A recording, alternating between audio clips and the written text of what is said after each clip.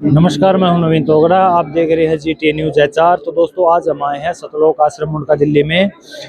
और एक मिथ्या जो है समाज में बनी हुई है, हारे का सहारा खाटू श्याम हमारा, जो कि ये कहा जाता है कि बर्बरीक ने अपना जो शीश है वो श्री कृष्ण जी के चरणों में चढ़ा दिया था। और उसी नाम से खाटू श्याम को मतलब मशहूर माना जाता है इस चीज के लिए कि उन्होंने अपना शीश दान किया था।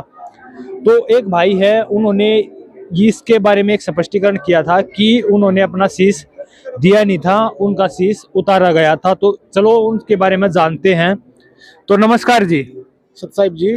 क्या नाम है जी आपका? आशीष दास। तो आपने एक मिथ्या जो आपने एक इंटरव्यू में कुछ कहा था कि जो खाटू श्याम जी हैं, जो बर्बरीक जी हैं, उन्होंने अपना शीश दान नहीं दिया था, यानी कि उसका शीश काटा गया था। इसमें कितनी सच्चाई है और आपके पास में ऐसे क्या प्रूफ है? सर, मैं आपके माध्यम से आपकी ऑडियंस को बताना चाहूंगा कि जो ये पहले एक वीडियो बनाई गई थी, ये ग्रंथों से प्रमाणित वीडियो बनाई गई थी। हमारे गुरुजी संत रामपाल जी महाराज जी ने प्रमाणित करा है। और ये स्कंद पुराण के अंदर बर्बरीक का एक वृत्तांत आता है, उसके अंदर साफ साफ लिखा है। आपको मैं दिखा भी सकता हूँ। ये स्कंद पुराण है, गीता प्रेस गोरखपुर से प्रकाशित है। स्कंद पुराण के अंदर आप देख सकते हैं संचित स्कंद पुराण, इसके महेश्वर खंड में एक वृत्तांत आता है बर्बरीक के जन्म की कथा।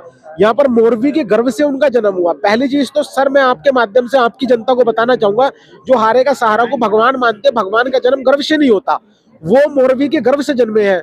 ठीक है, पहली चीज तो वो भगवान नहीं है, आपको इस चीज को एक्सेप्ट करना पड़ेगा। भगवान गर्भ से नहीं आता, वो आजन्मा होता है। दूसरा, उनका शीश श्री कृष्ण जी को उन्होंने दान नहीं दिया था, उसका शीश भगवान श्री कृष्ण ने क्रोध के वश में आके अपने सुदर्शन चक्र से काट गिराया था। आप इसी के अंदर देख सकते हैं। आप ये आगे की कथा आती है। एक बार पुस्तक दिखा दो, ये कौन सी है सामने से? ये सर स्कंद पुराण है, गीता प्रेस गोरखपुर से प्रकाशित है। कोड नंबर ये है इसका।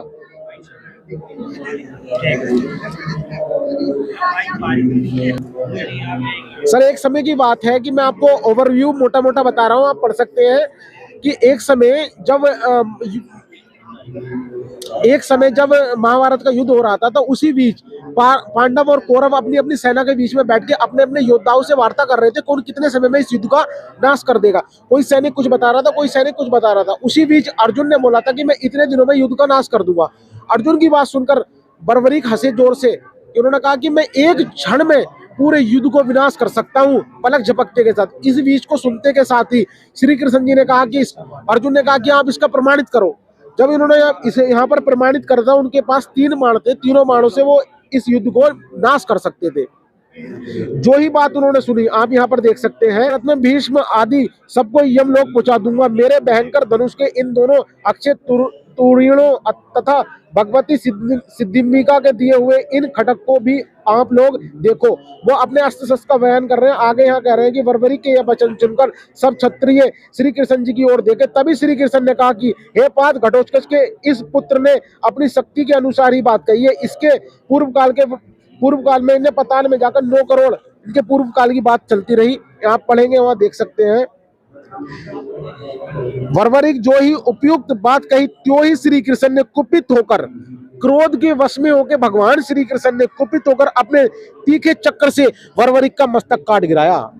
आप यहाँ देख सकते हैं साफ साफ। एक बार यहाँ पर दिखा दे भाई, कहाँ पे लिखा हुआ है?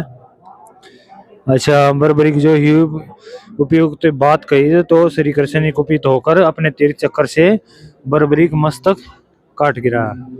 ये तो भाई सच्ची बात हुई है। तो बिल्कुल 100 आने सत्य है। संत रामपाल जी महाराज जी ने आज ये प्रमाणित कर दिया। संत रामपाल जी भगवान ने हमें बताया कि उसका मस्तक श्री कृष्ण ने काट गिराया था। और ये झूठी मिथ्या चली हुई है संसार में कि उन्होंने अपना मस्तक श्री कृष्ण को दान दिया था। दानी है, हारे के सहारे, लखदाता, अन्य अन्य नामों से उनसे पुकारा जा रहा है। असली हारे का सहारा भगवान कबीर है, जो अंधन को आंख दे, कोढ़िन को काया, बांझन को पुत्र दे, निर्धन को माया। वो समर्थ परमात्मा कबीर है। उस परमात्मा की खबर आज संत रामपाल जी महाराज बता रहे हैं। आपके दर्शकों से मैं कहना चाहूंगा, एक बार अवश्य अपने सदग्रंथों को पढ़ें और संत जी से नाम दीक्षा लेके अपने जीवन को कृतार्थ करें, अपने जीवन को सफल बनाएं। सत साहिब जी।